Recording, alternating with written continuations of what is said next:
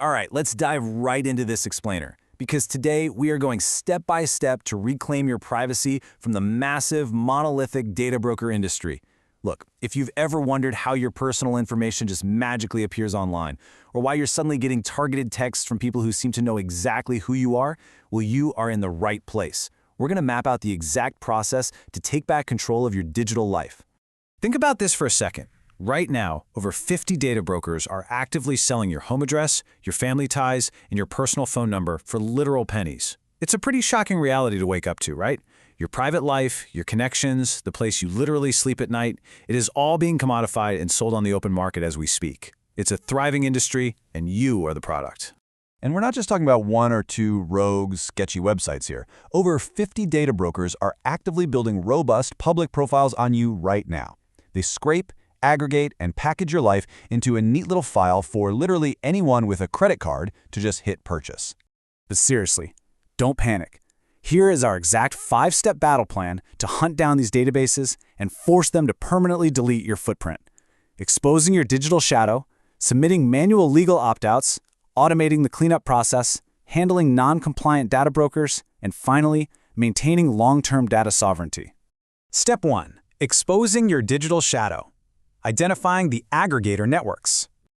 Okay, so let's start with a little reconnaissance. Before you can actually fight back, you need to uncover how effortlessly top people search sites are scraping your info. Go ahead and search your own name live across the primary aggregator networks. Now, doing this instantly shifts you from passive awareness to active defense. You'll probably see a pretty shocking extent of your current digital exposure, but hey, it's a completely necessary experience so you know exactly what we're up against. Once those search results start pouring in, you've got to have a system. You'll organize these initial, honestly kind of creepy findings into a baseline privacy audit spreadsheet. Just keep it simple. Track the broker name, the status, and the date submitted. Think of this as your command center. Without it, you're just going to get lost in a sea of data brokers. But with it, you're an organized auditor holding them strictly accountable.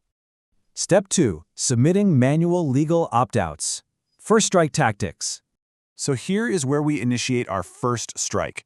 We are moving way beyond just looking at search results by directly targeting those high-impact brokers for erasure. And the crucial point here is that we aren't just asking nicely, right? We are using statutory mechanisms. Regulations like the CCPA or the GDPR are absolutely your best weapons here. They literally provide a legally binding way to force the hand of data harvesters to delete your records, or else they face massive fines. To pull this off, first, you have to establish a dedicated burner email. This is absolutely crucial. Never use your primary email for this, because you definitely don't want to hand them verified contact info while trying to opt out. Then, you'll navigate their exact manual removal forms and pass their identity verification steps. Finally, just be sure to immediately record your submission timestamps into your spreadsheet. This perfectly preps your data for the automated follow-ups we're going to do next. Step 3. Automating the cleanup process.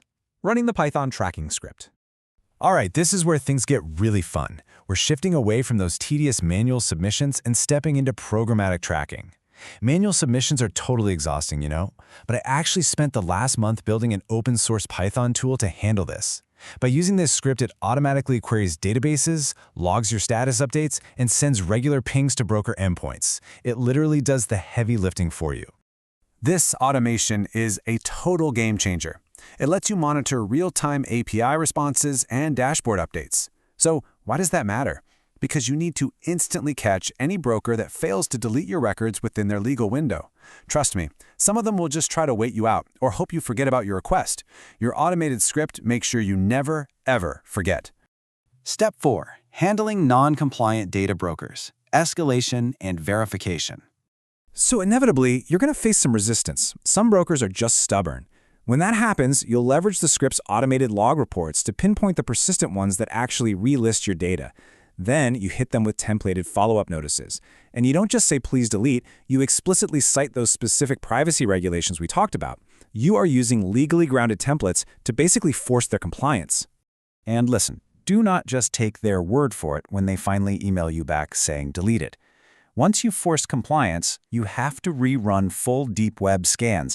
This is to verify total 100% record deletion across all the connected secondary networks and data syndicates. Removing it from a primary broker doesn't always stop it from echoing through smaller networks. You've got to verify the complete wipe. Step 5. Maintaining long-term data sovereignty. Building a long-term blueprint. Finally, we transform those successful deletion logs into an ongoing privacy routine which prevents fresh data from ever leaking back online. This timeline here is your ultimate defense. Day 1, you establish your clean baseline. Week 1, you've got automated recurring scans running in the background. By month 1, you configure webhook alerts. That way, if some dynamic web scraper generates a new public record out of nowhere, your system pings you instantly.